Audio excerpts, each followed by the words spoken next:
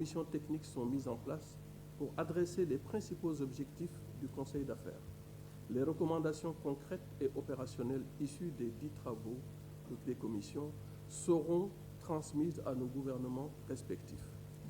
De même, le Conseil d'affaires a prévu une base de données des entreprises sénégalo-mauritaniennes, un portail numérique pour coordonner les travaux des commissions, mais surtout pour partager les opportunités d'affaires dans les deux pays. Un fonds destiné au financement d'entreprises évoluant dans les secteurs jugés prioritaires comme l'éducation et la formation professionnelle, l'organisation bien sûr de missions de prospection dans les deux pays, la mise en place d'un programme d'incubation, un dispositif d'accompagnement des membres décidant d'investir dans l'un ou l'autre pays. Merci, Messieurs les premiers ministres, j'ai fini bientôt. La rencontre de Dakar, la création du Conseil d'affaires et encore plus cette présente visite, messieurs les premiers ministres, ont donné une nouvelle dynamique aux initiatives de partenariat et d'investissement.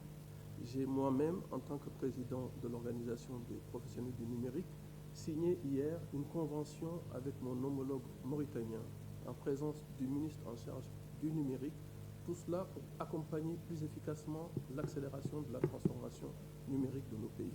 Ensemble, nous avons l'occasion unique de transformer nos défis en opportunités et de poser les bases d'un partenariat économique durable. Ce partenariat ne doit pas seulement être une ambition, mais ça doit être une réalité concrète, portée par nos engagements et nos actions. Je vous remercie de votre aimable attention. Merci beaucoup, Monsieur Antoine Ngom. Sans tarder, je vais maintenant donner la parole au levier de soutien et de promotion des secteurs privés dans nos pays respectifs. Madame Aïssata Lam, d'abord. Bismillahirrahmanirrahim. Excellences, Messieurs les premiers ministres de la République islamique de Mauritanie et de la République du Sénégal, Mesdames et Messieurs les ministres, ambassadeurs, distingués invités, bonjour à toutes et à tous. Cette rencontre que nous avons eu l'honneur de co-organiser avec nos amis et collègues de l'APIX s'inscrit, comme cela a été rappelé, dans la continuité des efforts entamés lors du premier forum Sénégal-Mauritanie tenu en octobre 2024. Cet événement a servi de tremplin pour lancer des initiatives concrètes comme le Conseil d'affaires sénégalo-mauritanien qui vise à renforcer et faciliter les échanges réguliers entre les entreprises de nos deux pays. Depuis sa création en 2021, l'Agence de promotion des investissements en Mauritanie s'est engagée à ouvrir des passerelles pour les investisseurs en simplifiant les démarches administratives et en identifiant des projets stratégiques. Comme exemple concret, je peux citer l'appui aux investisseurs du projet GTA, où l'APIM a collaboré avec des acteurs locaux dans les chaînes de valeur du gaz, le soutien à des entreprises mauritaniennes dans le secteur agricole et halieutique qui trouvent aujourd'hui des débouchés prometteurs au Sénégal. Ces exemples illustrent une chose, avec une vision et des efforts concertés, nous pouvons transformer des défis en opportunités concrètes.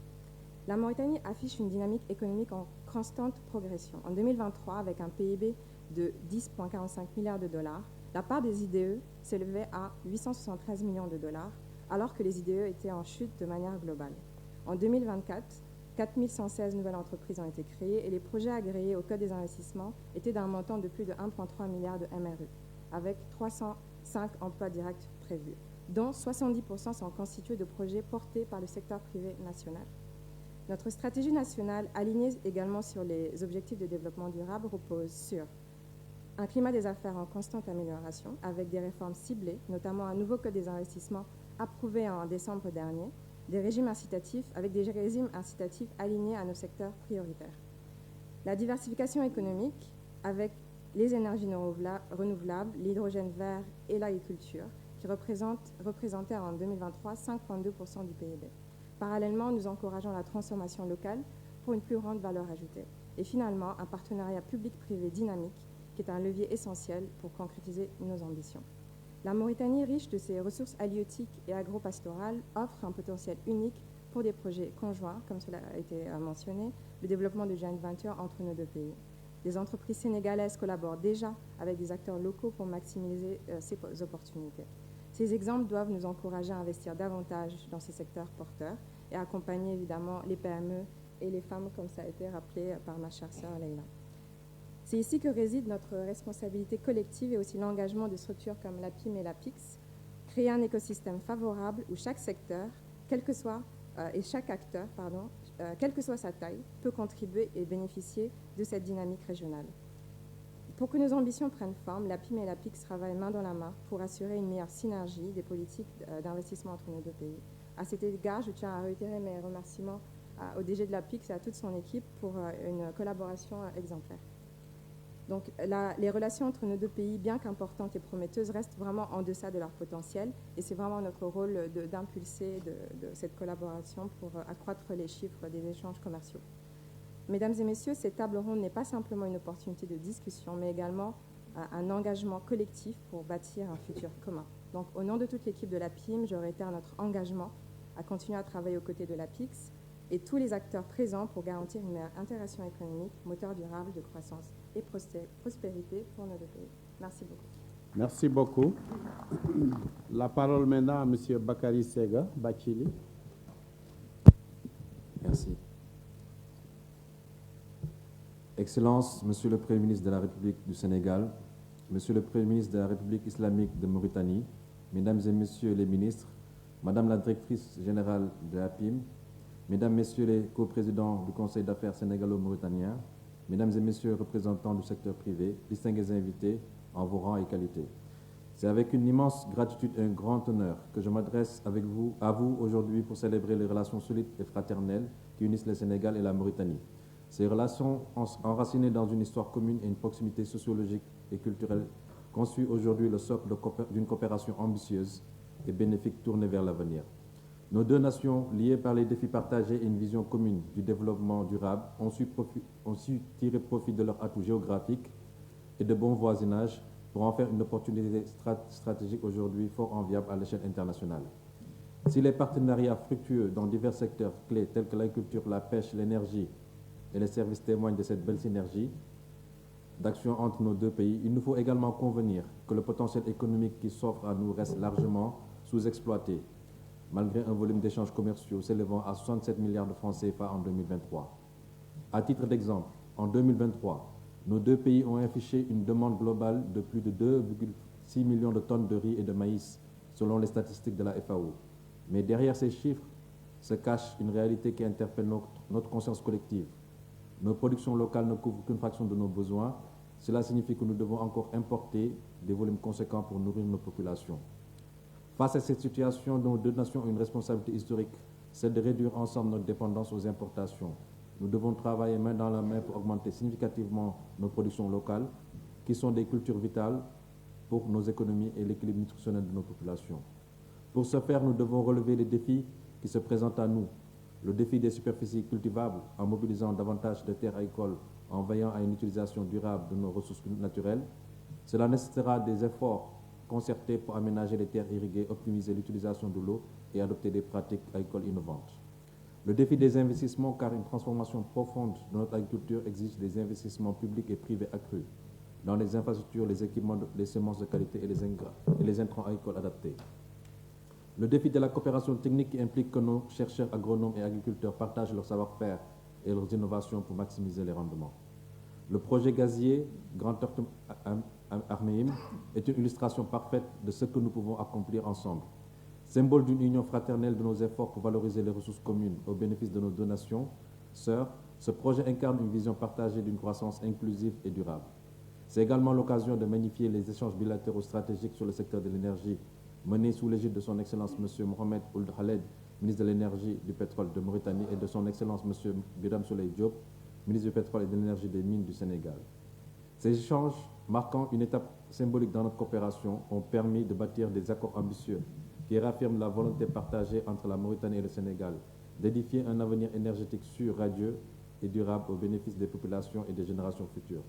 Excellences, Mesdames et Messieurs, nos ambitions communes se traduisent également à travers des projets structurants tels que le développement des corridors routiers et ferroviaires visant à renforcer la connectivité régionale et à dynamiser les échanges commerciaux.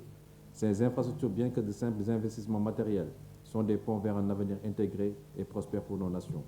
L'OMVS, cadre privilégié d'intégration et de développement socio-économique, est ainsi un bel exemple de réussite dans la valorisation des ressources hydriques partagées grâce notamment à la mise en place d'infrastructures de haut niveau telles que les barrages hydroélectriques et autres ouvrages hydrauliques, sans compter les espaces aménagés.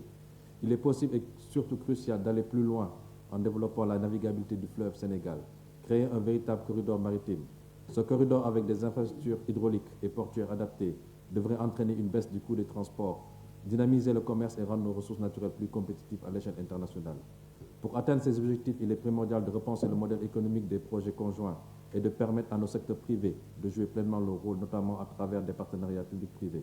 À cet égard, l'entreprise SEPCO est un exemple inspirant, avec des investissements de près de 45 millions de dollars dans des infrastructures stratégiques au Sénégal et en Mauritanie, avec des acteurs internationaux, tout en créant des emplois et en favorisant le transfert de savoir-faire entre nos deux pays. Sur le plan institutionnel, la collaboration scellée lors du premier forum économique sénégalo-mauritanien à l'initiative de son Excellence, Monsieur l'ambassadeur du Sénégal, M. Biramani Diagne, à qui je renouvelle mes félicitations, entre l'APIX et la PIM, illustre notre volonté de structurer et d'intensifier nos relations économiques. Cette alliance marquée par des initiatives concrètes, telles que les missions conjointes et la tenue de forums économiques, joue un rôle fondamental à l'identification et à la réalisation des opportunités d'investissement.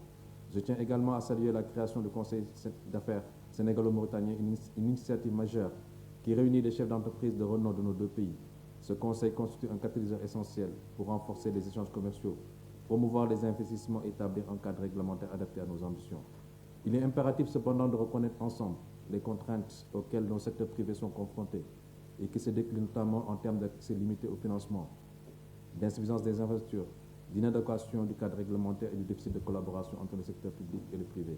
Ces défis appellent des réponses audacieuses et concertées entre l'APIX et la PIM en partageant leurs expertises respectives, s'engagent à lever les obstacles pour créer un environnement des affaires performant, compétitif et attrayant. Les orientations stratégiques récemment définies par le gouvernement du Sénégal sous le leadership de son Excellence Monsieur le Premier ministre Ousmane Sonko reflètent un engagement ferme et résolu pour une transformation profonde et positive de notre pays. Inscrit dans le cadre de la vision 2050, ce référentiel stratégique traduit une volonté d'insuffler un nouveau dynamisme de co-développement à l'aune des enjeux contemporains. Excellences, Messieurs et Madame, je ne saurais terminer cette allocution sans dire toute ma reconnaissance et adresser mes remerciements chaleureux à son Excellence Monsieur Mokhtar Ould Diaye, Premier ministre de la Mauritanie, et son Excellence Monsieur Ousmane Sonko. Leur implication personnelle et clairvoyante dans le renforcement des relations amicales, fraternelles et de coopération entre nos deux pays constitue un gage sûr de triomphe qu'il convient de saluer avec le plus grand enthousiasme. Merci également à ma chère jumelle Aïssata Lam pour l'accueil, l'hospitalité, et le pragmatisme et l'ouverture dont elle a fait preuve dès notre première prise de contact. Par son investissement personnel et celui de son équipe, ils ont su mobiliser les ressources nécessaires à la bonne organisation de cet événement. Félicitations également au secteur privé pour la mobilisation qui témoigne de leur engagement fort et de leur volonté de contribuer activement à notre partenariat et à nos ambitions communes. Avec toute ma gratitude et ma confiance en l'avenir, je vous dis à bientôt pour célébrer de nouveaux succès. Je vous remercie de votre aimable attention. Merci, M. Bathily. Excellence, Monsieur le Premier ministre, nous avons écouté le cadre institutionnel dans lequel évolue notre coopération relative au secteur privé. Je voudrais maintenant donner la parole aux acteurs même du secteur privé pour écouter leurs impressions, la manière dont ils perçoivent la relation entre les deux entités des deux côtés de la rive. Et je vais commencer en donnant, quand cette partie sera terminée, je ferai une brève synthèse des interventions avant de laisser la parole à leurs excellences pour clôturer cette discussion et nous donner leurs orientations. Je donne la parole à M. Mbaye Gueye, président directeur général d'EMG Sénégal.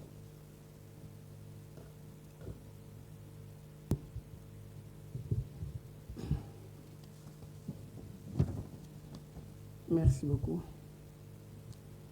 Excellences, Monsieur le Premier ministre du Sénégal, Monsieur le Premier ministre de la Mauritanie, Mesdames et Messieurs, je me présente d'abord.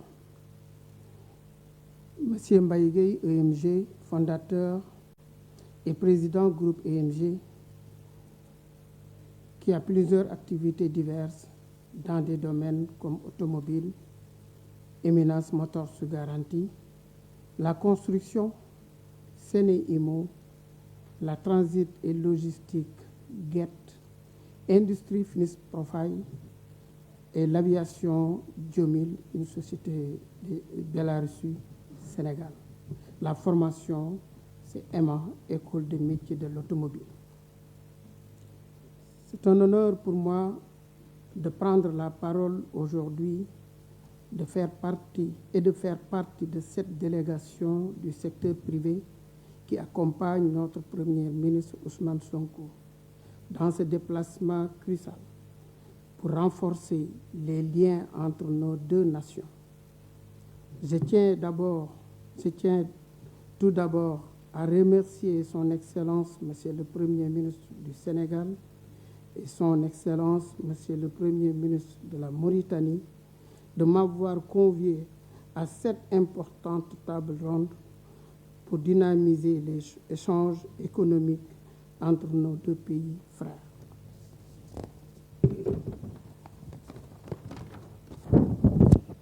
Monsieur le Premier ministre, cette visite est symbolique spirituellement pour le mouride que je suis. Car notre vénéré guide Cheikh Ahmadou Bamba radiyallahu ta'ala anhu fut généreusement accueilli ici par Cheikh Sidiya Baba de 1903 à 1907, qui se porte grand pour lui-même. 120 ans après, le bon Dieu nous partage des ressources naturelles. C'est loin d'être hasard. Les opportunités d'investissement des deux côtés de la frontière sont immenses, en unissant notre force dans le cadre du Conseil d'affaires que j'ai entendu, Conseil d'affaires sénégalo-mauritanien que j'ai entendu tout de suite. Nous pourrons transformer ces opportunités en projets concrets et bénéfiques pour nos économies respectives. Je m'engage à y jouer pleinement ma partition.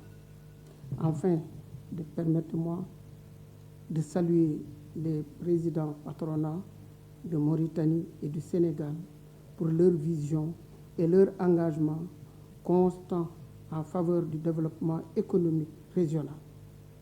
Je vous remercie pour votre aimable attention pour cette occasion de contribuer modestement à l'historique de nos deux nations écrivant ensemble. Je vous remercie. Merci beaucoup, Monsieur Mbaye Gueye. Je donne la parole à Mahmoud Salem, président de la Fédération du commerce de Mauritanie.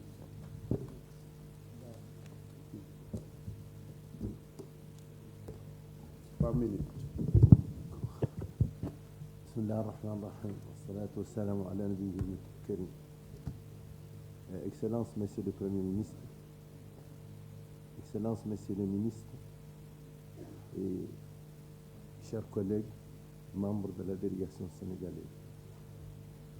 En ma qualité de président de la Fédération du commerce,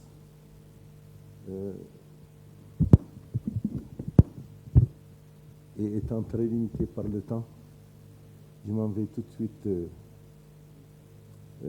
vous exposer le rôle que peut jouer le commerce, ce secteur extrêmement important dans notre région, le rôle que ce secteur peut jouer dans le partenariat entre nos deux États. Je commencerai par une brève introduction sur l'économie de notre pays. Je voudrais dire que la Mauritanie a connu au cours de ces des années passées de profonds changements. Le pays est doté d'importantes ressources naturelles, le fer, le coton, l'eau, le cuivre, les terres irrigables, le cheptel et depuis quelque peu de temps, d'importantes quantités de gaz. Les parts relatives de chacune de ces ressources économiques ont évolué aussi ces dernières années dans le PIB de notre pays. Et parallèlement à l'évolution du secteur minier, les secteurs traditionnels comme le commerce, les services, l'élevage, l'agriculture, la pêche et l'orpaillage ont pris une part grandissante avec le développement d'une importante économie urbaine et l'échange entre le Sénégal et la Mauritanie. Aussi est-il désormais établi que pour un pays comme la Mauritanie, le développement du commerce inter-État pourrait contribuer à renforcer la compétitivité des entreprises, stimuler le développement économique et réduire la pauvreté dans la sous-région.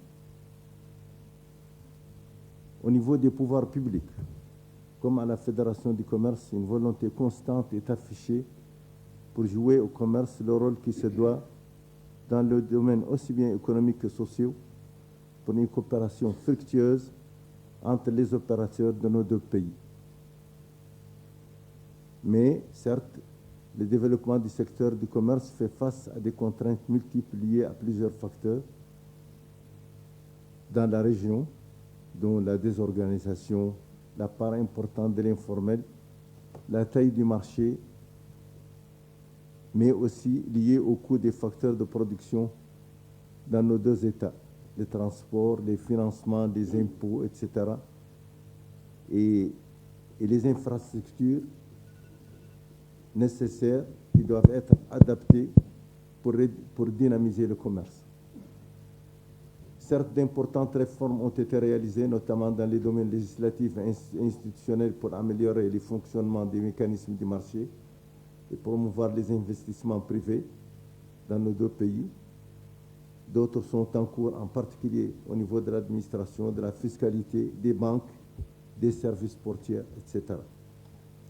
Donc c'est dans ce cadre que nos deux fédérations, la Fédération mauritanienne du commerce et celle du Sénégal, interviennent. Merci, vous avez dépassé le temps. Je suis obligé d'être, parce que nous avons une contrainte de temps. Merci beaucoup. Je vais donner la parole à M. Mamadou Tidiane Niang de Damar Pêche du Sénégal. 3 minutes, également. Excellences, Monsieur le Premier ministre, Excellences, Mesdames et Messieurs les ministres, Excellences, Messieurs les ambassadeurs, chers collègues et partenaires, distingués invités, Mesdames et Messieurs, c'est avec un grand honneur et une profonde reconnaissance que je me tiens devant vous aujourd'hui à l'occasion de cette table ronde organisée par APIX SA et l'Agence de promotion des investissements de Mauritanie APIM, dans le cadre de la visite officielle du Premier ministre de la République du Sénégal, M. Ousmane Sonko, en Mauritanie. Permettez-moi de commencer par exprimer ma sincère gratitude pour cette belle opportunité de pouvoir échanger avec vous, de partager une expérience et de parler des enjeux qui nous touchent. Nous, investisseurs, et qui, nous l'espérons, seront au cœur des discussions aujourd'hui. Aussi, je vous souhaite à toutes et à tous mes meilleurs vœux en cette nouvelle année 2025. En tant qu'investisseur sénégalais dans le secteur de la pêche en Mauritanie, je suis, que dis-je, nous sommes à la fois fiers des potentiels immenses qu'offre ce secteur, mais aussi profondément préoccupés par les difficultés quotidiennes que rencontrent les nombreux acteurs économiques, y compris nous, du secteur de la pêche. Dans ce domaine vital pour nos deux pays, la pêche, comme vous le savez, n'est pas seulement une activité économique, c'est une véritable source de vie pour des milliers de familles, tant au Sénégal qu'en Mauritanie. Mais derrière cette richesse, il y a aussi des obstacles qui méritent toute votre attention. L'un des plus grands défis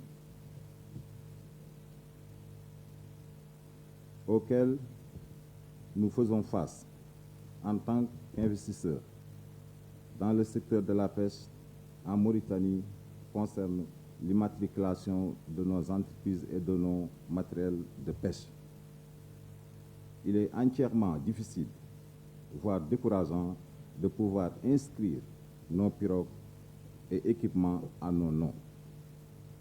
Cela signifie que nos outils de travail ne peuvent pas être considérés comme des garanties pour l'obtention de crédits auprès des institutions financières, rendant ainsi nos investissements fragiles et vulnérables. Pour un investisseur, il n'y a rien de plus frustrant que de pouvoir sécuriser ses ressources matérielles, car celles-ci sont Merci, ensemble. M. Niang. Je suis obligé de vous interrompre. Vous avez dépassé largement vos 3 minutes. Oui, je vous Je vais remercie. donner maintenant la parole au général Dia, président de la Fédération de l'agriculture en Mauritanie. 3 minutes également.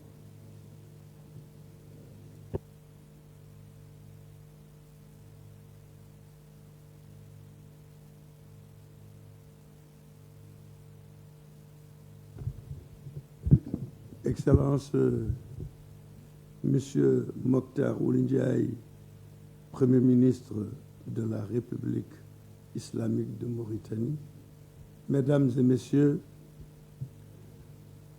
je voudrais avant tout vous remercier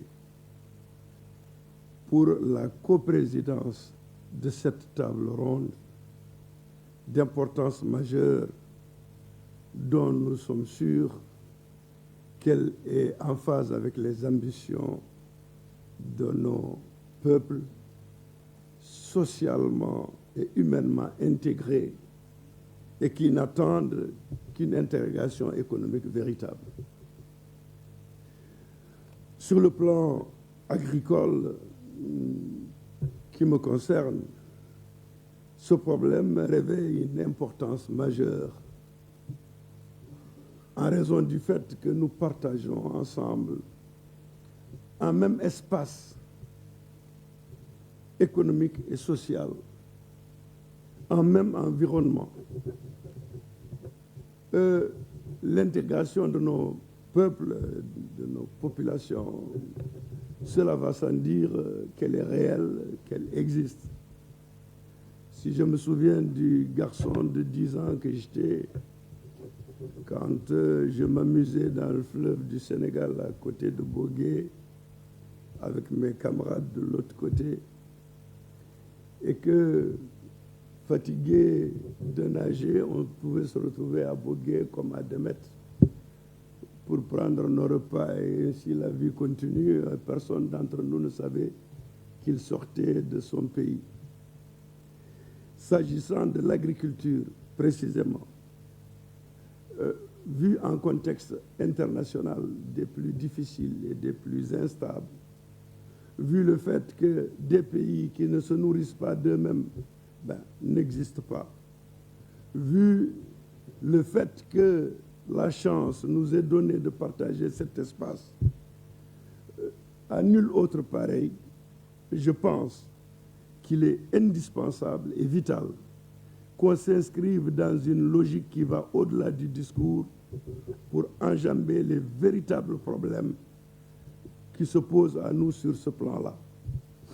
Il s'agit, comme on le dit, d'accéder très rapidement à notre souveraineté alimentaire à travers des espaces intégrés et harmonieux de développement agricole, des échanges féconds, surtout en matière de recherche agronomique. Il ne s'agit pas d'avoir une institution de recherche par là, une autre par-ci. C'est du gâchis. D'unifier tous nos systèmes de recherche en vue de mettre en place une agriculture performante, orientée vers la prise en charge d'un espace économique viable où toutes nos populations peuvent prospérer. Aujourd'hui, nous déplorons qu'il n'y a pas cette intégration majeure.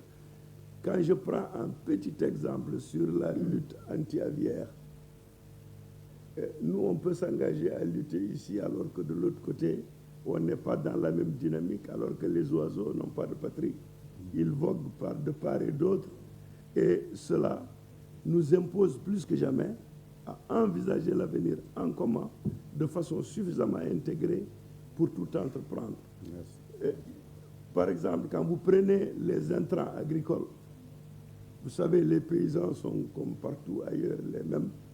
Selon l'assiette de facilité, les uns viennent se servir de ce côté et les autres d'un autre côté. Quand on n'harmonise pas nos visions par rapport à cela, quand on n'harmonise pas un même code de conduite par rapport à ça, on ne réussira pas et on fera beaucoup de gâchis.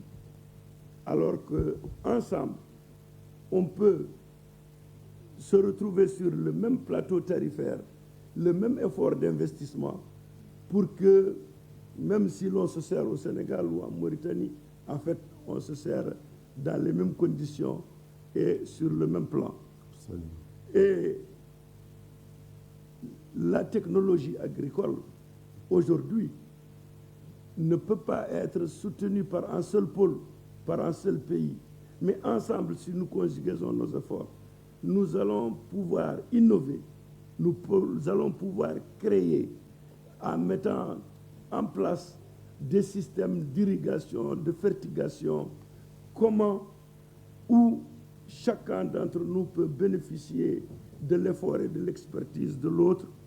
En tout cas, nous, en République islamique de Mauritanie, nous attendons de pouvoir entrer avec nos confrères du Sénégal pour qu'ensemble, on puisse proposer à nos deux pays frères des solutions en vue d'une prise en charge agricole efficiente et correcte. Et cela dit, nous ne le répéterons jamais assez, de telles tables rondes, de telles retrouvailles, ce sont les bienvenus, en tout cas, pour ensemble mettre en synergie nos efforts et aller de l'avant. Je vous remercie. Merci beaucoup, mon général. Ce n'est pas fortuit que le général Dia s'occupe de l'agriculture et je suis sûr que c'est une spéculation particulière que beaucoup de vignerons ici qui l'intéresse beaucoup plus. Je vous remercie et je donne la parole à M. Abdou Karim Diagne de Archiwork.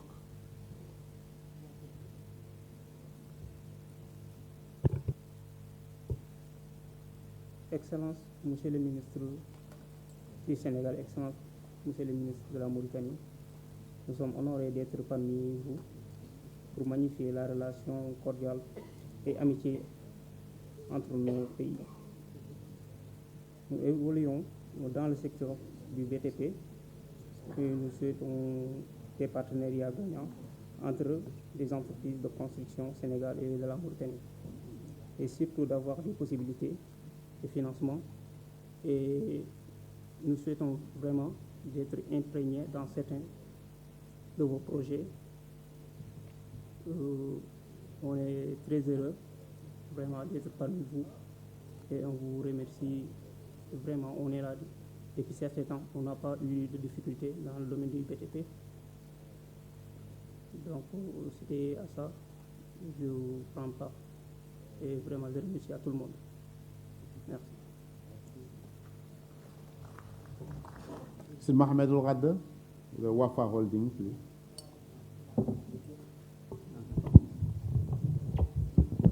Moi, je ne peux pas rappeler c'est-à-dire les choses qu'ils ont déjà dites, mais donc cette réunion-là doit être suivie par d'autres commissions techniques pour essayer d'avancer les choses. Parce que l'intérêt est très connu, et tellement disponible, mais on doit l'exploiter le plus vite possible. On ne peut pas attendre une année pour faire une deuxième réunion ou 2 ans pour faire une deuxième réunion. Il faut que les choses avancent. Il y a la partie main-d'œuvre qui nécessite d'être créée et développée et normalisée pour essayer d'accompagner le développement. Parce qu'il y a toujours certains manques de ressources humaines qui peuvent toujours accompagner ce développement. Donc, je rejoins M. Dia, que le dimensionnement de l'agriculture dans ces pays-là doit être toujours discuté ensemble pour essayer d'avoir une politique commune. Parce qu'en réalité, avec l'inondation du marché, avec des riz asiatiques, on ne peut pas produire ici avec des riz asiatiques, par exemple, irrigués avec des machines, c'est-à-dire les coûts sont tellement inférieurs par rapport au coût dans il ne peut pas laisser le développement de l'agriculture avance dans nos pays. Et si on dit la Mauritanie, c'est la même chose au Sénégal, on m'a dit, c'est-à-dire ces pays, c'est tellement régional. Il faut que le développement soit toujours fait d'une manière régionale pour essayer ou des possibilités qui peuvent toujours exister dans ce sens-là. Assalamu alaikum wa rahmatullah. Merci beaucoup et surtout merci de nous donner un crédit de temps. Je donne la parole à M. Diop de Culture Mauritanie. Monsieur le Premier ministre de la République islamique de Mauritanie, Monsieur le Premier ministre de la République du Sénégal, distingués participants. En tant qu'entrepreneur sénégalais établi en Mauritanie, je ressens une grande fierté de prendre la parole devant vous au nom de mes compatriotes. D'emblée, permettez-moi de vous transmettre leurs remerciements. Monsieur le Premier ministre du Sénégal, pour votre première visite en Mauritanie, vous nous aurez montré par cette rencontre l'intérêt que vous portez à la diaspora sénégalaise et la place prépondérante que vous accordiez aux acteurs économiques.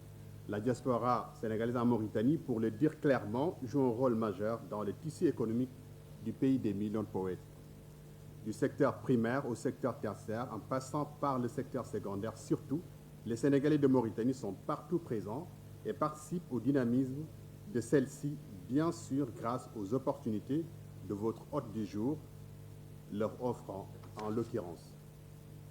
Je prendrai mon propre exemple pour illustrer cela. Je vis depuis plus d'une vingtaine d'années en Mauritanie, un pays où j'ai eu la chance de m'être formé et d'y faire carrière. Mon parcours démontre donc, si besoin en était, qu'un Sénégalais peut bel et bien réussir en Mauritanie, comme un Mauritanien peut bel et bien réussir aussi au Sénégal, grâce à toute une panoplie d'opportunités. Pour autant, des obstacles subsistent pour nombre de mes compatriotes qui, au quotidien, sont pris dans le labyrinthe des difficultés, surtout administratives. Messieurs les chefs de gouvernement, il serait urgent, voire salvateur, de leur venir en aide afin qu'ils connaissent de fulgurantes réussites. À cet effet, permettez-moi de porter à votre honorable connaissance un des défis majeurs pour les entrepreneurs sénégalais en Mauritanie. Et je pense peut-être bien aussi pour les entrepreneurs mauritaniens au Sénégal, l'absence d'instances les représentant lors des rencontres économiques bilatérales. Ce qui fait que je salue vraiment cette rencontre aujourd'hui. Associer les masses laborieuses de nos deux diasporas respectives à ces rencontres permettrait de mieux connaître les contingences des uns et des autres.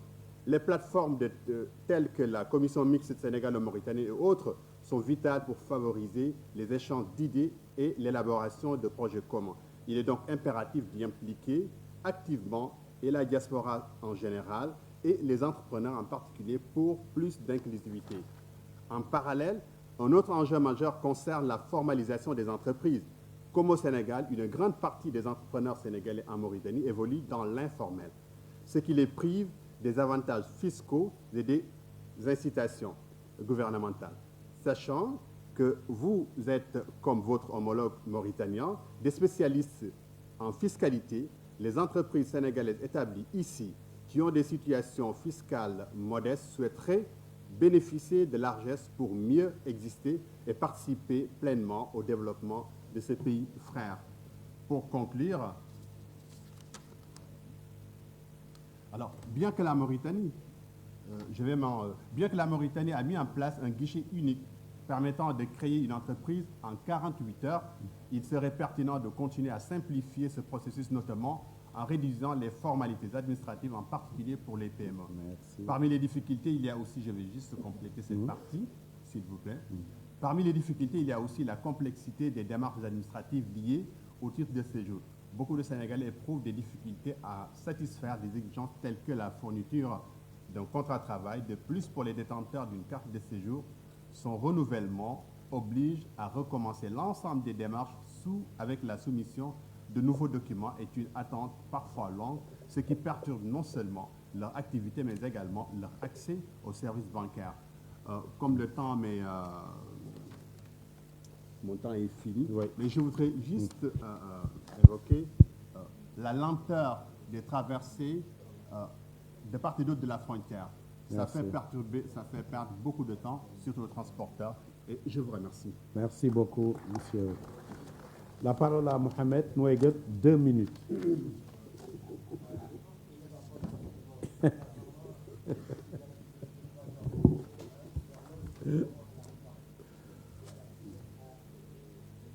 Micro. À droite.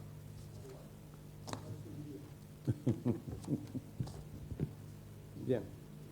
Excellence, Monsieur le Premier ministre de la République sœur du Sénégal, Ousmane Sonko, Monsieur le Premier ministre, Son Excellence, Monsieur le Premier ministre de la République islamique de Mauritanie, Mokhtar Diaye, Mesdames et Messieurs les ministres, Messieurs les présidents du patronat sénégalais et mauritanien, honorables invités, Mesdames et Messieurs, j'ai tellement de choses à dire, c'est la relation entre l'État sénégalais et l'État mauritanien bien qu'ils forment un seul peuple.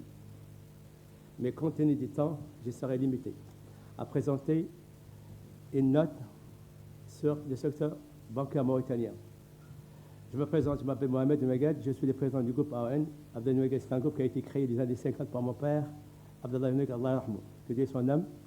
Et depuis lors, effectivement, c'est un groupe qui est un groupe diversifié qui touche au commerce, l'agro-industrie, la pêche, les finances à travers la Banque nationale de Mauritanie que je dirige. Et nous avons aussi certains investissements dans la sous-région. Mali, Côte d'Ivoire, Guinée. Au Sénégal, j'ai essayé, malheureusement, je n'ai pas pu. Ceci étant, c'est un honneur de prendre la parole aujourd'hui en ce moment empreint d'histoire et de perspectives pour nos donations. Permettez-moi d'abord de rappeler brièvement, mais avec fierté, le chemin parcouru par le secteur bancaire mauritanien, un levier important pour notre économie. Un bref rappel historique, avant 1973, le paysage bancaire mauritanien était constitué exclusivement d'institutions étrangères, principalement françaises. Avec la création de notre monnaie nationale, à savoir l'Ouguiya, la Mauritanie a pris un tournant historique en affirmant sa souveraineté économique. Cependant, le retrait des banques étrangères a laissé un vide que l'État et les capitales nationales ont entrepris de combler progressivement, établissant ainsi les assises dans le secteur financier national. En 1987, la Banque arabo-africaine BAM a été transformée en Banque mauritanienne pour le commerce international, la BMCI.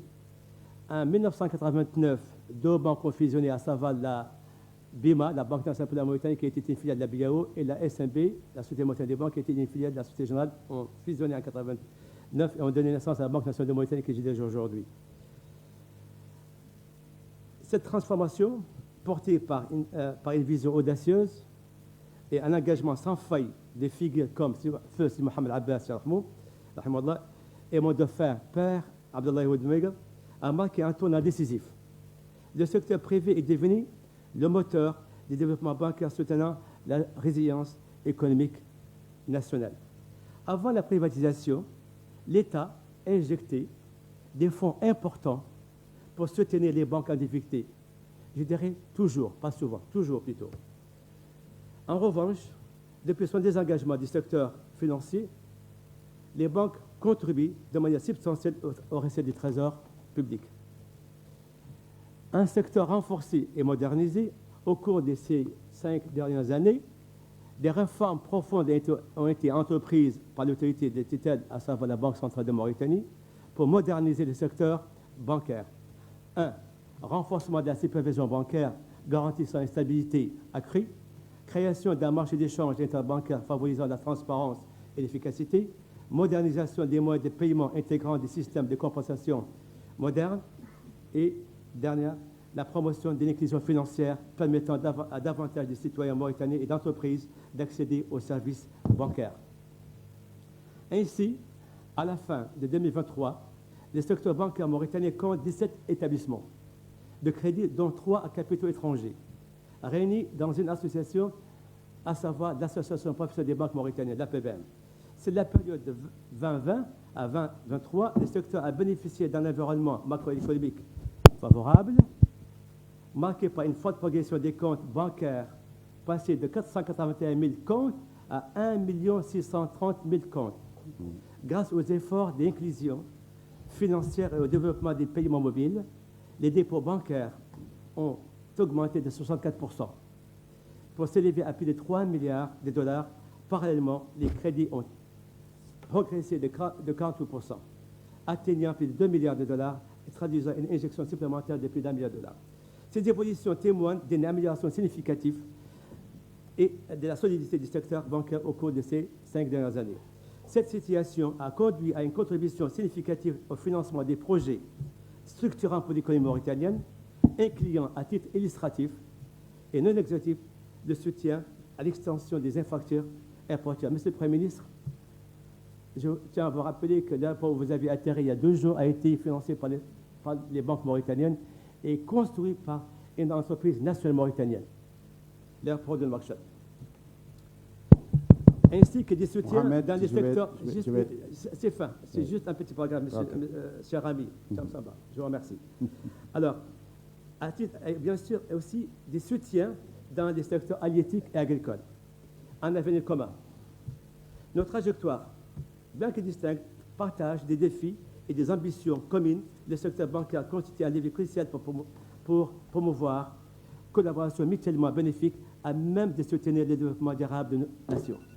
Nous espérons ainsi que l'achèvement des travaux du pont de Rosso et de la réalisation des projets gaziers communs ouvriront de nouvelles perspectives pour renforcer la coopération multidimensionnelle entre nos 2 pays frères et accélérer l'intégration régionale africaine. Excellence, je suis convaincu que les efforts de nos gouvernements respectifs, guidés par une vision de progrès partagé, écriront une nouvelle page de prospérité pour le peuple.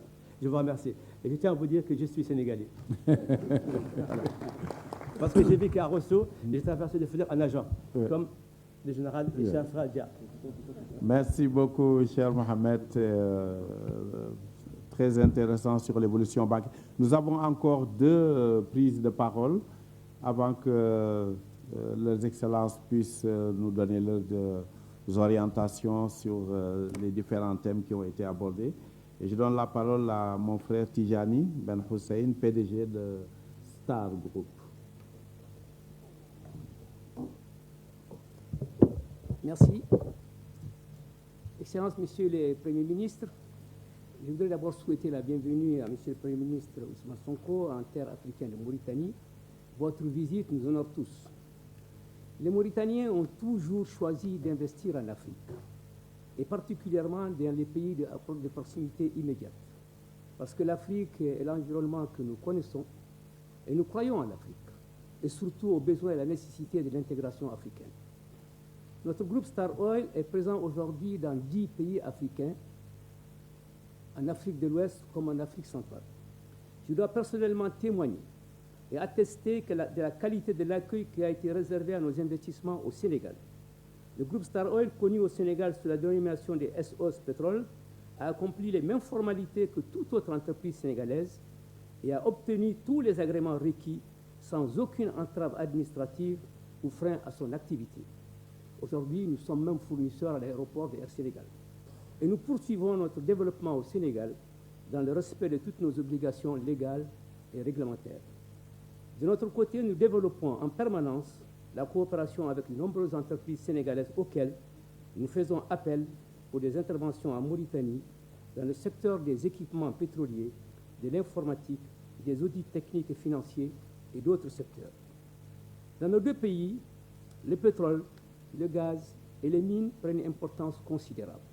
Nous pensons tous que la bonne gouvernance en place devrait permettre d'éviter le syndrome généralement appelé le mal hollandais, que vous connaissez tous, avec l'instauration du local content ou contenu local. Il ne faut pas cependant que le contenu local demeure juste un slogan. Il faut en faire une réalité profitable à nos entreprises et à nos pays. Nos entreprises de Mauritanie et celles du Sénégal feront le nécessaire pour se mettre à niveau et pourront à cette occasion constituer des joint ventures ou groupements pour partager leurs compétences et expériences et mutualiser leurs avantages. Mais l'accès de nos entreprises locales au marché découlant de ces investissements demeure encore très limité. Même quand elles sont capables de répondre aux contraignants critères des multinationales minières et pétrolières, elles sont bloquées par nos propres dispositions réglementaires. À titre d'exemple, malheureusement, je citerai surtout la Mauritanie. L'autorisation accordée en Mauritanie aux sociétés minières étrangères d'importer directement leur consommation pétrolière, c'est le seul cas en Afrique de l'Ouest, privant les entreprises, les banques, les travailleurs et même la fiscalité publique d'importants revenus. l'impossibilité pour les sociétés de distribution pétrolière mauritaniennes d'assurer le bunkering ou avitaillement pétrolier des plateformes pétrolières ou des bateaux en offshore, et d'autres secteurs encore.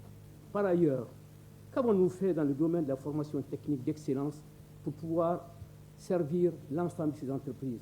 Qu'avons-nous fait pour l'adaptation de notre code de travail aux nouvelles exigences en matière d'emploi et de flexibilité que nécessite l'entreprise moderne, et d'autres réformes encore? Il reste aussi, à mon niveau, du secteur de l'énergie qui demeure important. Il ne peut y avoir de vrai développement sans une énergie disponible à un prix convenable. Au moment où nous devenons d'importants producteurs de gaz, il sera utile de repenser la politique énergétique avec la possibilité de centrales à gaz en IPP ou en énergie renouvelable dans le cadre de PPP équilibrés. Les ressources existent, les technologies sont disponibles, ainsi que l'intérêt des bailleurs de fonds. Monsieur le Premier ministre, dans tous nos pays, les demandes sont pressantes, les besoins sont d'une brûlante urgence et les chantiers sont nombreux. Mais nous avons la chance dans nos deux pays d'être en présence d'une nouvelle génération de dirigeants politiques et de dirigeants d'entreprises qui vont œuvrer pour l'intégration africaine. Nous connaissons votre engagement pour la consolidation de l'unité africaine et nous sommes convaincus que sous l'égide des dirigeants de votre qualité, nous allons ouvrir nos frontières, détruire ces murs, construire des ponts, simplifier nos procédures, favoriser la libre circulation des hommes et des biens et ériger les nouvelles passerelles que sont les nouvelles infrastructures terrestres, ferroviaires, maritimes et aériennes pour favoriser les échanges humains, universitaires et scientifiques, culturels, commerciaux, industriels, financiers et autres. Tous les deux, nous savons que vous n'êtes pas devenu Premier ministre pour ne rien faire. Bien au contraire, votre parcours, vos combats sont là pour attester de votre foi et de votre engagement pour la réalisation de vos programmes de changement majeurs pour nos pays, car comme un grand penseur l'écrivait, les idées, une fois nées, ne s'anéantissent plus. Elles peuvent être accablées sous des chaînes, mais prisonnières immortelles, elles usent les liens de leur captivité pour s'évanouir. Vous en êtes le parfait exemple, Monsieur le Premier ministre. Merci. Merci beaucoup, Tijani, par cette retombée poétique. Donne de l'inspiration. La parole au dernier intervenant, M. Cheikh Ben Hmeida, PDG de SEPCO. Merci, Excellence. Je voudrais me présenter rapidement, pour ceux qui ne me connaissent pas. Je suis le fondateur des deux sociétés SEPCO Industrie Mauritanie et SEPCO Industrie Sénégal, qui officient aujourd'hui, dont le nom a été mentionné tout à l'heure, et qui officient entre les deux pays exclusivement dans le secteur pétrolier. J'ai eu une carrière internationale dans un groupe pétrolier, où je viens de là, dont les 5 dernières années comme directeur régional dans mon pays ici, la Mauritanie. Ces 5 dernières années m'ont à l'époque fait constater le niveau si dérisoire de l'impact de cette industrie. Et à l'époque, dans les années 2007-2012, ça boomait dans le pays. Il y avait un niveau extrêmement dérisoire d'impact sur les pays. Je pense en particulier sur le tissu industriel et économique. Je pense en particulier à un opérateur qui avait célébré en 2012 5 millions de dépenses sur une campagne d'un an, 5 millions de dollars de dépenses dans le pays. Et figurez-vous que c'est 5 millions sur 300 millions de dollars dépensés sur cette campagne. Donc, moins de 2% de retombées sur le pays. Cela m'a fait réfléchir et donc j'ai décidé de quitter pour créer ma société, à l'époque SEPCO Oil and Gas, qui a évolué depuis, avec une stratégie très précise qui est de tacler les services à valeur ajoutée, avec une stratégie précise que je ne développerai pas ici, je n'ai pas le temps de le faire, mais qui consistait en 2 points. Service à valeur ajoutée et être en première ligne pour les opportunités, la commercialisation et non pas être un intermédiaire comme ce qui se faisait souvent dans les pays.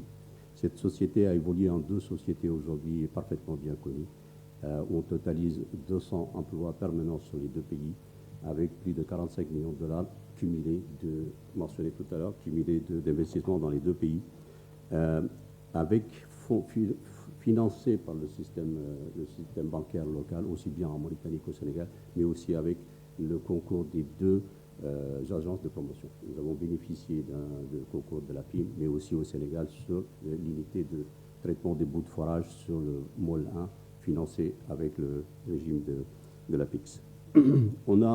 Ça c'est pour l'introduction. On a mentionné ici et là deux ponts essentiels qui ont déjà été réalisés entre les deux pays. Le premier, celui que j'appelle la décision d'avoir décidé d'exploiter les ressources du GTA en commun à 50-50%. Je considère que c'est un pont fondamental sur l'exploitation de nos ressources. Et le deuxième, celui qui est en cours de réalisation.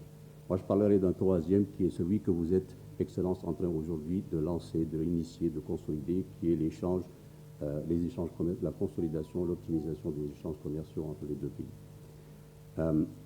Modestement, mon équipe et moi, à travers les deux entités que nous avons dans les deux pays et qui font à peu près les mêmes types de services, nous avons essayé d'expérimenter ce pont-là au jour le jour, avec des échanges quotidiens de savoir, d'équipement, de personnel, voire de transfert d'argent entre les deux pays.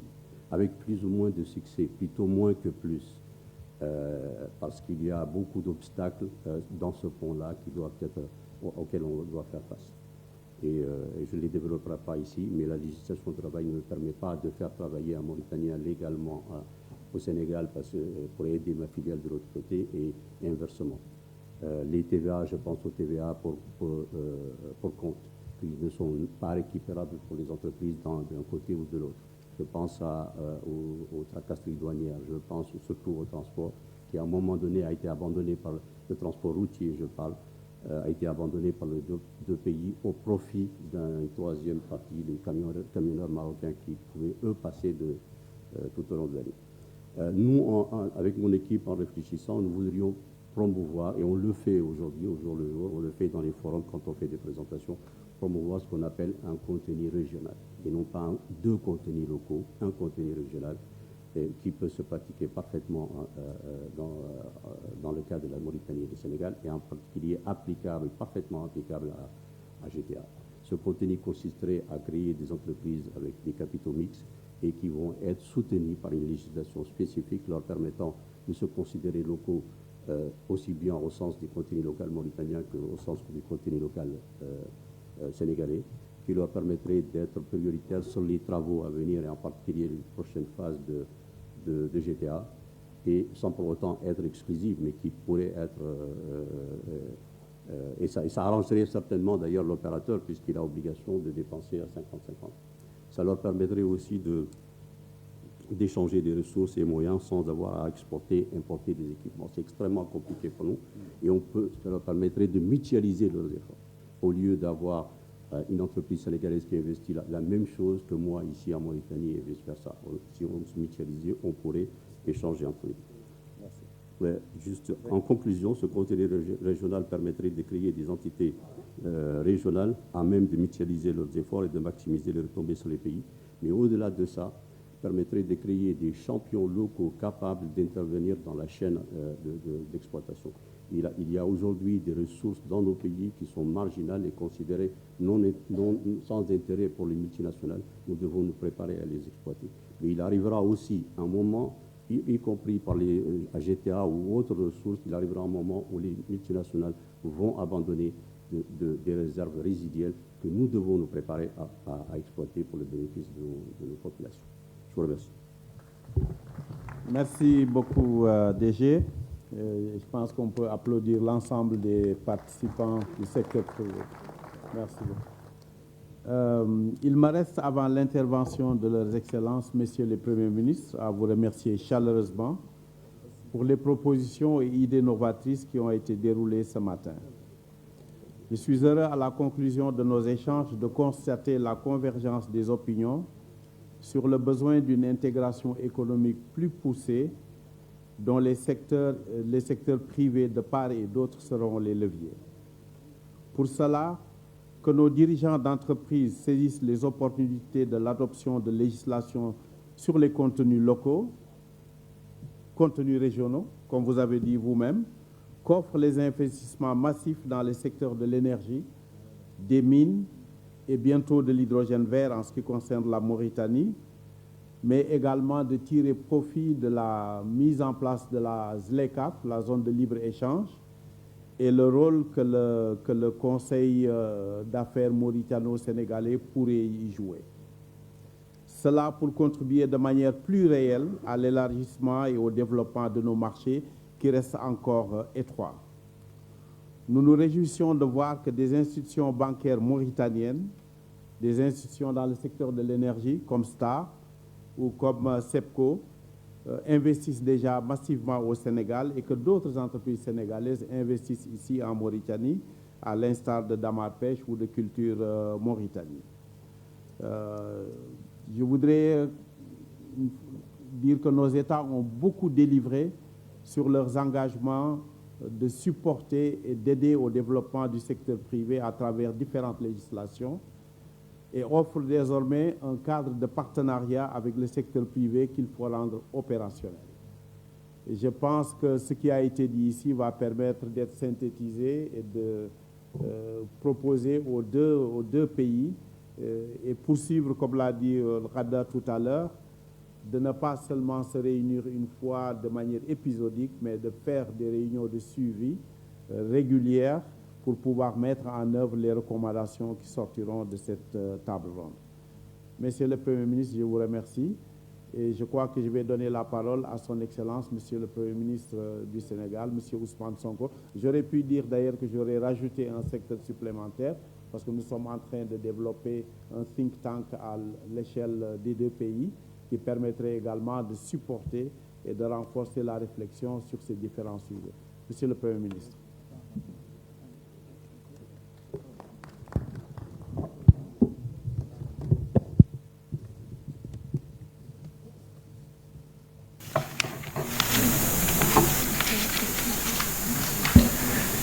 Monsieur le Premier ministre de la République islamique de Mauritanie, chers frères, Mesdames, Messieurs les ministres, Mesdames, Messieurs les ambassadeurs, Monsieur le Président du patronat mauritanien, Mesdames et Messieurs les coprésidents du Conseil sénégalo-mauritanien des affaires, Messieurs les directeurs généraux des agences en charge de la promotion des investissements, Mesdames, Messieurs les membres du Conseil d'affaires sénégalo-mauritanien, Mesdames et Messieurs, chers invités. Alors, nous sommes très ravis d'être là aujourd'hui et de co-présider avec notre homologue et en même temps collègue cette table ronde qui répond bien à son nom, au propre comme vous figurez d'ailleurs,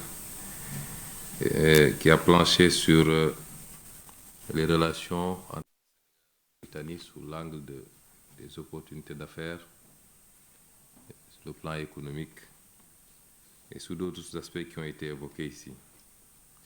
Alors, je voudrais avant tout féliciter les organisateurs de cette table ronde, et particulièrement les deux agences de promotion des investissements, mais me réjouir également que les secteurs privés des deux pays aient pris les devants, notamment avec le forum qui a été lancé cette année, mais également le Conseil sénégalo-mauritanien des affaires. C'est des avancées extrêmement importantes, à mon avis, qu'il faut inscrire dans la trajectoire qu'il nous faut emprunter pour faire de la relation de part et d'autre ce qu'elle doit être. Je parlerai d'abord très peu du Sénégal, avec l'avènement de son Excellence le Président Bassirou Diomaye Faye et de mon gouvernement, et une option dans la présentation de ce qu'on a appelé la vision 2050, mais également dans le master plan 2034 et la déclinaison quinquennale qui sont toutes en phase de finalisation et seront présentées. La vision a été déjà présentée, mais les deux autres documents seront vulgarisés cette semaine, en principe la semaine à venir, Inch'Allah. Je voudrais dire que le secteur privé occupe une place centrale, pour ne pas dire primordiale, dans ce que nous envisageons de faire au Sénégal. Et je m'en veux pour preuve que les 2/3 des investissements attendus doivent découler soit de partenariats publics-privés ou alors d'initiatives strictement privées. Si vous le comparez avec ce qui se passe avec le plan qu'on a trouvé sur place, le gap est énorme. la différence est très prononcée. Le secteur privé est attendu dans tous les segments, y compris les segments où on n'avait pas l'habitude de le voir, qu'à un certain niveau, notamment la santé, l'éducation. Il ne s'agit pas de privatiser la santé et l'éducation totalement, mais c'est de permettre aujourd'hui, avec l'intrusion du secteur privé, mais également le partenariat public-privé, de cibler des domaines particuliers qui peuvent faire l'objet de développement rapide par ce secteur privé. Et donc, tous les segments qui ont été abordés ici, on a parlé du secteur pétrogazier, avec toutes ses implications en termes de potentialité pétrochimique. On a parlé de ce que nous partageons en commun en dehors du gaz, notamment le fleuve. On a parlé d'agriculture, d'élevage, de finances, du numérique, la formation et j'en passe. Tous les secteurs ont été passés au crible. Et le secteur qui m'intéresse le plus d'ailleurs, qui est un de nos grands défis, c'est le secteur de l'énergie. Je disais hier au Premier ministre que dans la vision 2050, en ce qui nous concerne, il est question d'atteindre une capacité de 10 000 MW à l'horizon 2050. On en produit un peu moins de 1700 aujourd'hui et vous voyez le gap qu'il faut combler. Et sans énergie, en quantité, en qualité et surtout à des coûts abordables, il est impossible d'industrialiser un pays, de réussir également la transformation agricole. D'où d'ailleurs la préoccupation sénégalaise, rejointe aujourd'hui par nos frères mauritaniens, d'avoir à tirer un peu plus de l'exploitation gazière. C'était 35 MFCF pour chacune des parties. Évidemment, ça suffit à peine à alimenter une centrale électrique de 250 MW. Nous en avons demandé 300 de plus, évidemment 150 pour chacune des parties, ce qui nous permettrait d'avoir beaucoup plus de marge. Parce que les renouvelables ne pourra pas, de toute évidence, dépasser peut-être 40% de notre mix énergétique. On peut faire beaucoup plus, mais dans le temps. Et donc, sans énergie, il est impossible de faire de l'économie aujourd'hui. Et c'est l'un des avantages comparatifs que tous les pays qui ont fait des bons significatifs ces dernières années ont pu régler et que nous ne parvenons pas à régler. Nous n'avons pas suffisamment d'énergie et nous n'avons pas d'énergie en qualité, en quantité et le coût est excessif. Donc, sur tous les segments qui ont été évoqués ici, j'inviterai les uns et les autres, je sais que c'est déjà fait, à regarder ce qui a été dit dans la vision 2050. Et le Sénégal compte particulièrement sur le secteur privé. Quand je parle du secteur privé, vous verrez qu'on a beaucoup parlé du capital africain. Nous comptons d'abord sur le capital africain avant même d'envisager le capital qui vient d'ailleurs, et j'y reviendrai. Les investisseurs mauritaniens sont les bienvenus au Sénégal. Et ils le savent, je crois qu'il y a beaucoup d'investissements et de plus en plus importants du secteur privé mauritanien au Sénégal. Nous préférons que ce soit la Mauritanie. Plutôt, je ne citerai pas de pays que ça vienne de 6 000 km, 10 000 km de chez nous. Et nous espérons que la réciproque sera valable également au niveau de la Mauritanie. Ce qui me permet d'aborder le second point, les relations sénégalo-mauritaniennes. Je disais tantôt que les initiatives qui ont été prises récemment, et je félicite les secteurs privés, sont des initiatives salutaires, attendues et qui vont dans le bon sens. Mais il y a beaucoup de choses à faire, il faut les accélérer. J'ai tendance à dire que malheureusement en Afrique, nous faisons ce que les autres font en une semaine, nous le faisons en un an. Il faut aujourd'hui que nous nous inspirions des meilleures pratiques et que nous travaillions vite et bien, que nous prenions les décisions qu'il faut. Et avec le président Ghazouani, particulièrement, et j'insiste beaucoup, mais également avec le président Bassirou Diomaye Faye, je crois que les actes qui ont été posés, mais avant même notre avènement au pouvoir, j'ai tendance à dire que le prédécesseur du président Bassirou Diomaye Faye, lors de notre première entrevue avant la passation de pouvoir, a beaucoup insisté sur les relations avec notre voisin du Nord, comme il disait, notamment la Mauritanie. Donc les choses ont été bien lancées bien avant nous, je pense. Et notre responsabilité, c'est de faire beaucoup plus. C'est de hisser ces relations à un niveau qu'elles n'ont jamais atteint dans le passé. C'est notre responsabilité.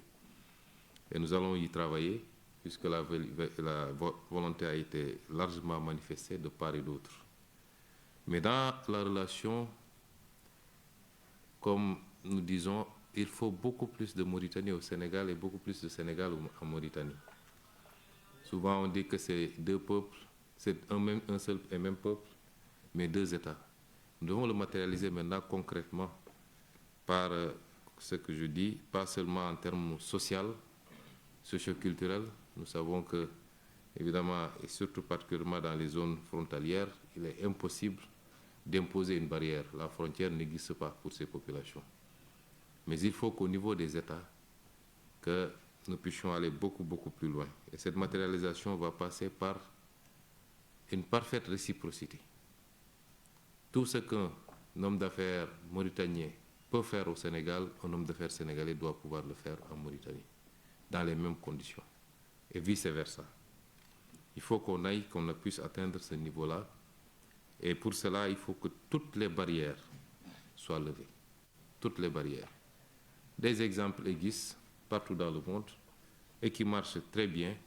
Et je pense qu'on a beaucoup plus d'affinité pour pouvoir atteindre ces mêmes résultats.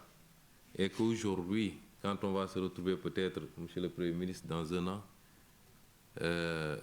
certainement à Dakar, qu'on ne puisse plus avoir certaines remontées de blocage de part et d'autre, et qu'on ait suffisamment avancé à fluidifier les rapports et les conditions dans lesquelles les uns et les autres peuvent exercer dans chacune des territoires.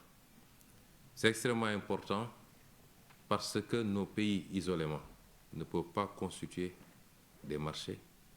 Même ensemble, c'est des marchés assez faibles, mais ensemble, on est beaucoup plus fort. Et ensemble, on peut être des portes d'entrée mutuelles dans le reste de l'Afrique, du côté nord comme du côté sud ou centre. Et c'est cela qu'il est question aujourd'hui. Et nous incitons, nous encourageons tous les hommes d'affaires sénégalais et mauritaniens à aller dans ce sens. Et nous, en tant qu'autorité politique, nous ferons ce qu'il y a à faire. Depuis 2 jours que je suis ici, nous avons eu quand même de longues discussions.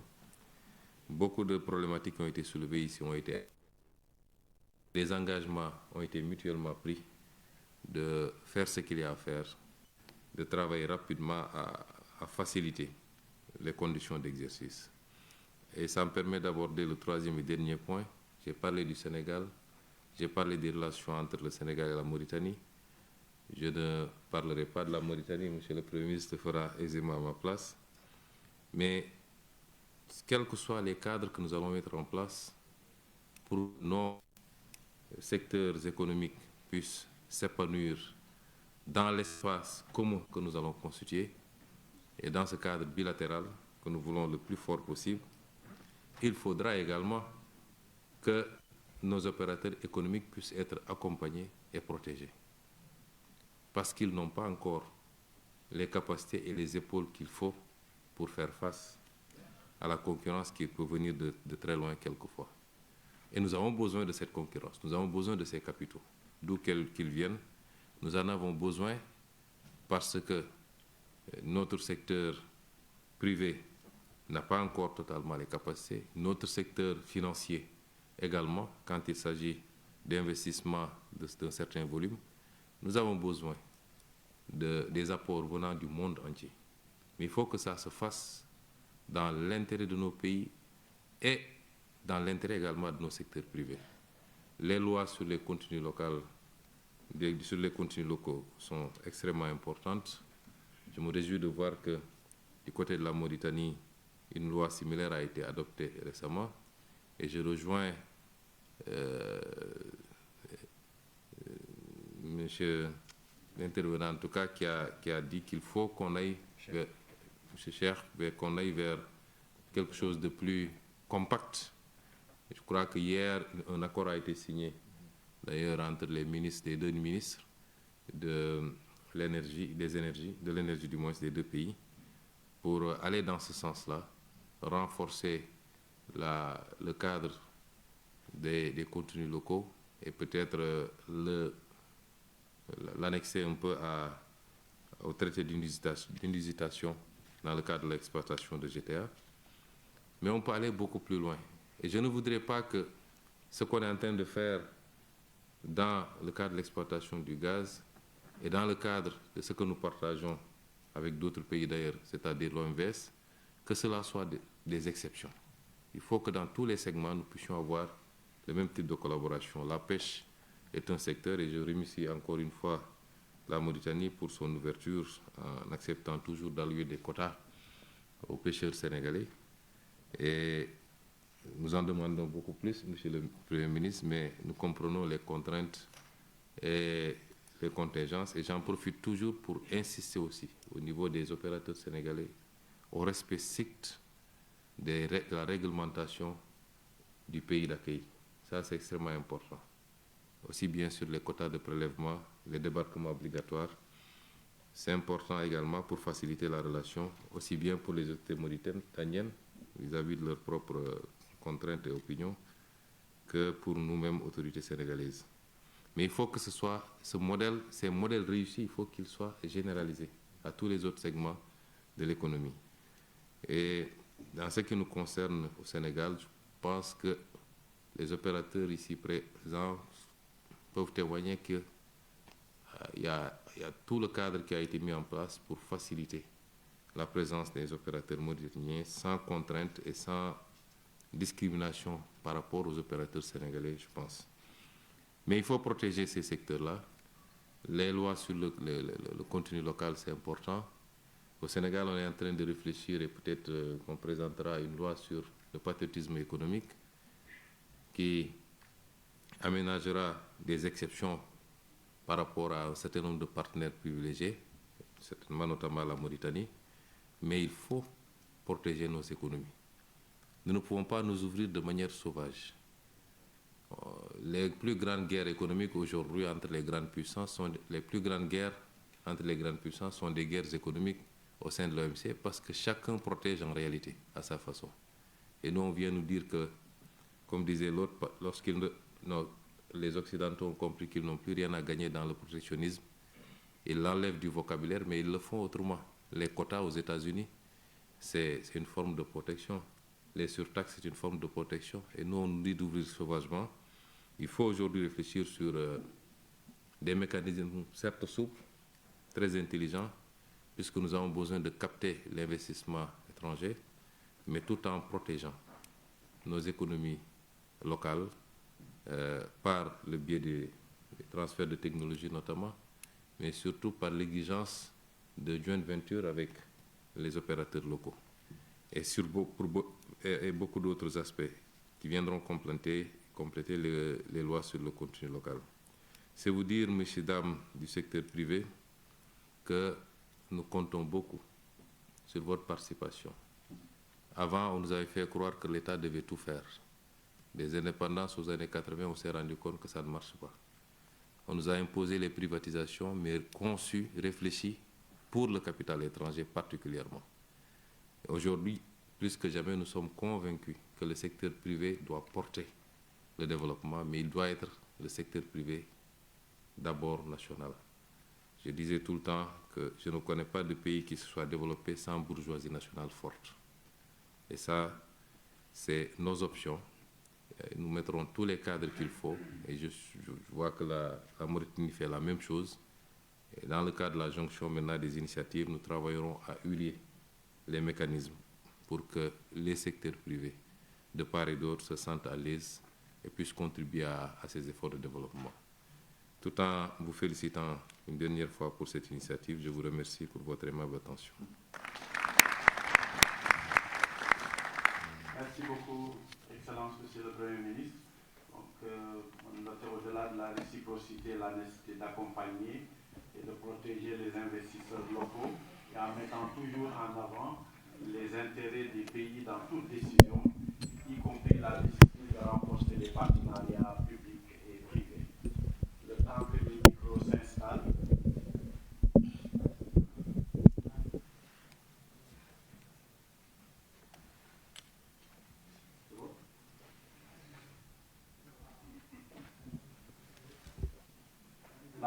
son Excellence, Monsieur le Premier ministre de la République islamique de Mauritanie, Mokhtar Ould Diagne. Merci beaucoup. Bismillah ar-Rahman ar-Rahim. Salatu wassalamu ala Nabi al-Karim. Son Excellence, Monsieur le Premier ministre, Excellence, Messieurs les ministres, Excellence, Messieurs les ambassadeurs, Messieurs les représentants du secteur privé mauritanien et sénégalais, Mesdames et Messieurs. Permettez-moi d'abord de féliciter et de remercier l'APIM et l'APIX, ainsi que le Conseil d'affaires mauritano-sénégalais pour l'organisation de cette importante table ronde. Nous avons parlé hier, moi et mon collègue, Monsieur le Premier ministre Sonko, de tout ce qui est de nature à renforcer la coopération entre nos deux pays. Et naturellement, vous pouvez imaginer que les relations économiques, la coopération entre nos deux pays, le renforcement de notre secteur privé étaient au cœur de cette discussion.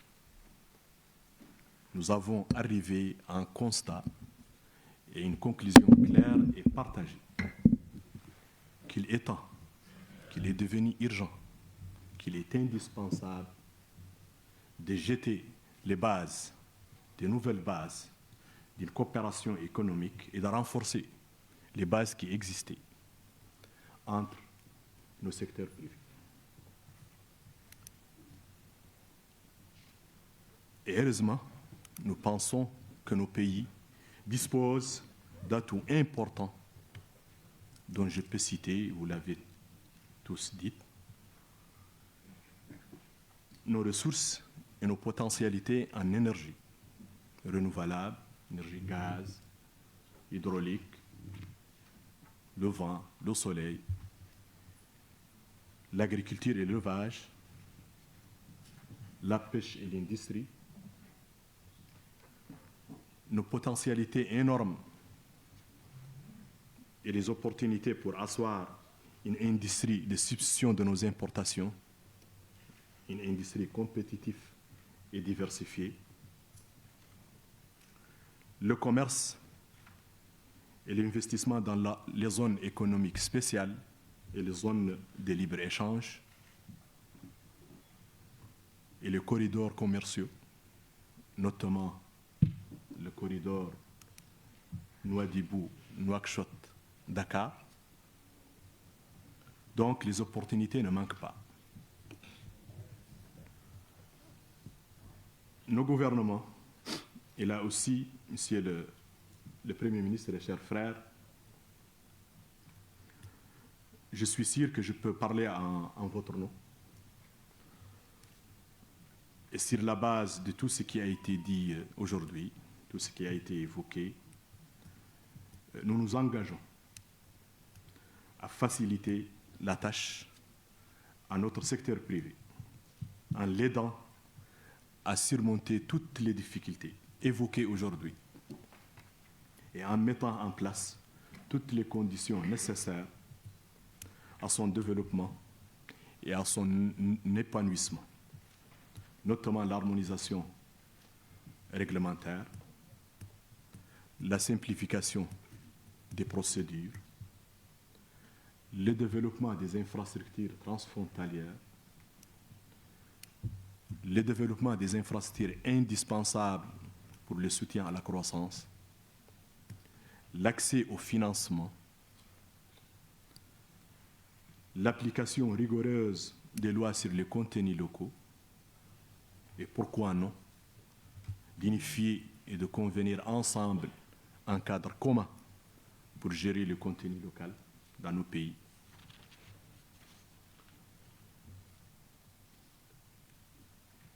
Pour cela, nous appelons nos deux secteurs privés à travailler main dans la main, en multipliant les cadres et partenariats publics-privés, les plateformes de dialogue et d'échange d'expériences, les joint ventures ainsi que les mécanismes d'inclusion de nos jeunes et de nos femmes et de promotion des start-up.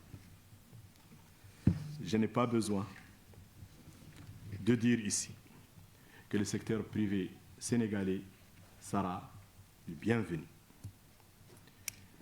J'ai bien écouté et attendu les problèmes posés et surtout les problèmes liés aux formalités administratives. Le gouvernement mauritanien prendra dans les meilleurs délais toutes les dispositions pour enlever ces entraves.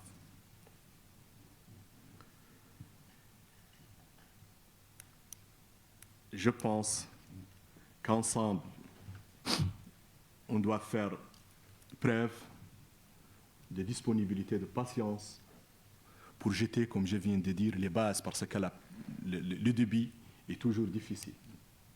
Mais je pense que les perspectives sont prometteuses. Ensemble, faisons des partenariats stratégiques, Mauritanie-Sénégal, un moteur d'intégration régionale, continentale et de voie pour la prospérité accélérée de nos peuples. Merci beaucoup et félicitations pour l'organisation de cette importante, comme je viens de dire, cette importante table ronde qui aura, je pense, d'après et un après heureux pour nous tous. Merci, Monsieur le Premier ministre. Merci beaucoup.